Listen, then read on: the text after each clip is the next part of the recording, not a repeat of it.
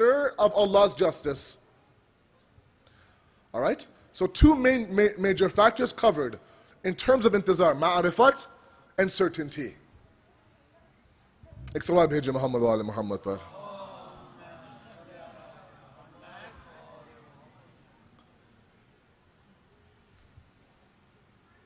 The other discussion that has to happen and we have to have about the Imam is this concept that we believe for a moment that the Imam will come and he'll have his sword in one hand and begin to chop off heads. And that's how he'll establish his government. First of all, no prophet, no Imam established a government that way in history. We are not ones who believe that Islam was established by the sword or by bloodshed. If our prophet went to war, they were defensive wars, they weren't offensive wars. The concept is a very beautiful one. Again, I'm going to resort back to justice. The reason why everybody will come flocking to the Imam when he comes is not out of fear of their lives, God forbid. It's because he will begin to speak to the qalb of man, to the heart of man, and give them this advice and give them this nourishment they've never heard before. The wisdom and the hikmah of the Ahlul Bayt is new to this world. That when you read one ahadith from the Ahlul Bayt, sometimes it's mind-boggling. And so the Imam will come and begin preaching justice and begin preaching adalat to the people such a way that he'll literally be a magnetic force that will begin to draw people towards him.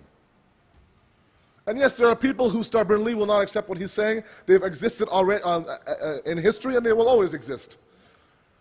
And how he'll handle them is a different issue altogether. The majority of the people who will come flocking to the Imam is only because he is talking to their inner fitrat, that inner call for justice, that right now is lacking. So this misconception, this concept, this idea that the Imam will come and start shedding blood and cutting off heads, let's remove that first of all. Islam was never spread and will never be spread with bloodshed. The other thing that I want to make sure that we paint a picture of is what will the government of the Imam look like. Now, the beauty of Tafsir-e-Mizan, Tafsir-e-Mizan, as you know, is Allama Tabatabai's masterful work. It's a masterpiece of a tafsir. If not the best, one of the best tafsirs we have in Shia fiqh. Why is it so beautiful? Allama has used ayat of the Quran to give tafsir of other ayats of the Quran. And this beautiful outlook shows the Quran has everything in it. Now, the Imams in certain areas used to give tafsir of other Imams' missions as well. That's the beauty of the Imam. That's why we say that the Imams were Quranin natiq. They were walking and talking Qurans. For that reason alone, one mission of one Imam sometimes was described by another Imam. And this beautiful concept we see throughout history. The Imam Zamana's mission has been described to us by Imam Hussain alayhi salam. एक सवाल भेजे मोहम्मद वाले मोहम्मद पर. Very briefly, and a little bit of historical aspect to this, as you know that when Imam Hussein left Medina towards Mecca for his Hajj, and he had the intention of Hajj,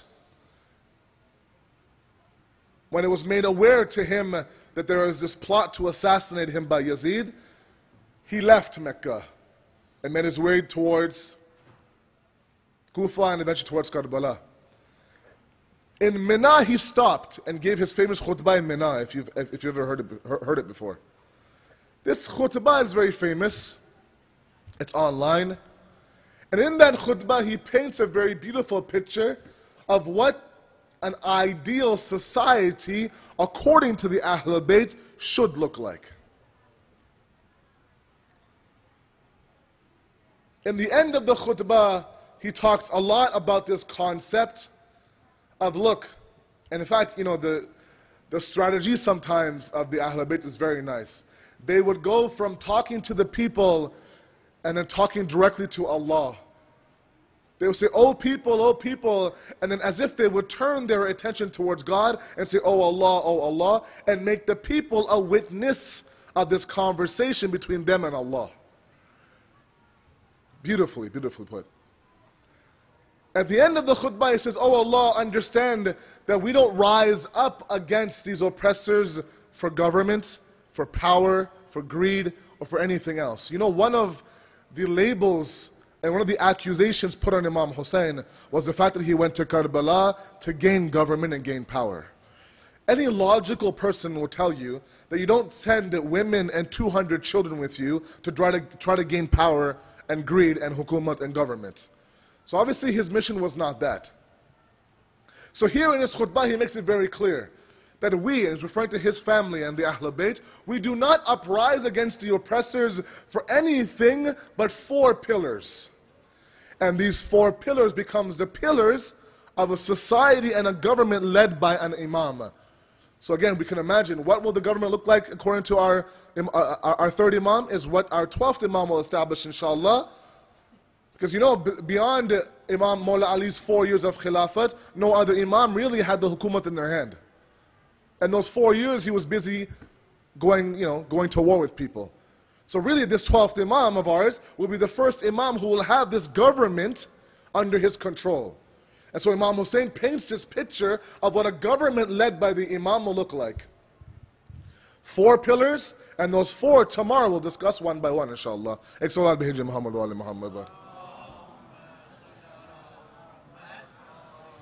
Pillar number 1, let me mention them briefly, and then tomorrow we'll expand. Pillar number 1 is this concept that in an ideal society under the Ahlul Bayt, God will be very apparent in society. You know that there are certain individuals, when you look at them, you know, we have in a hadith, and this is for my youth especially, we have in a hadith that says that your circle of influence, the guys and the girls that you hang out with, your friends, your close friends, one of their qualities should be that they remind you of God. And there are certain people, whether it's, you know, nur on their face, whether it's the way they dress, whether it's their actions, they literally remind us of Allah. That when we are in their presence, you know, the subhanallahs come out, and the inshallahs come out, and the mashallahs come out, and all these zikrs come out because we're in their presence. So this concept that Imam Hussein is talking about, where God is apparent in society, is a society where every person, if you look at them, reminds you of Allah subhanahu wa ta'ala.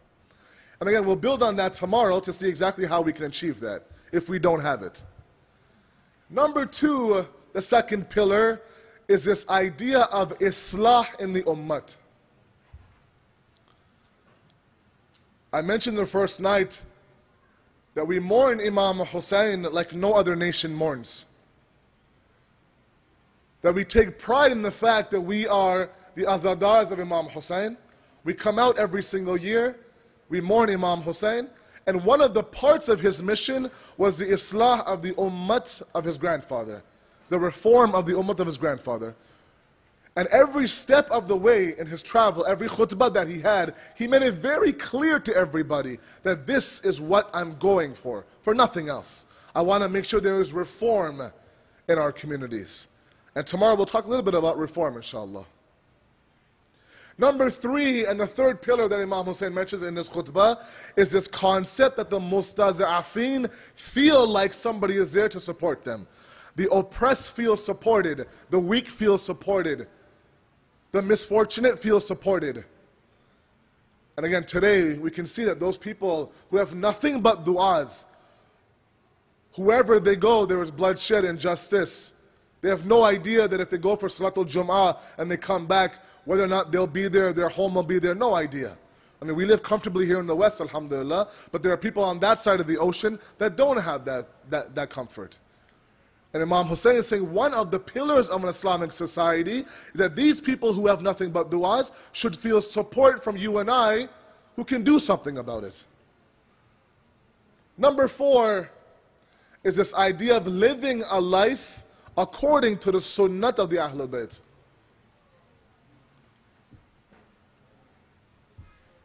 Now again, this is a gift from Imam Hussein, trying to teach us. A lot of my youth ask us, you know, what will it be like? What will the government look like? What will society look like when the Imam comes? How will every day look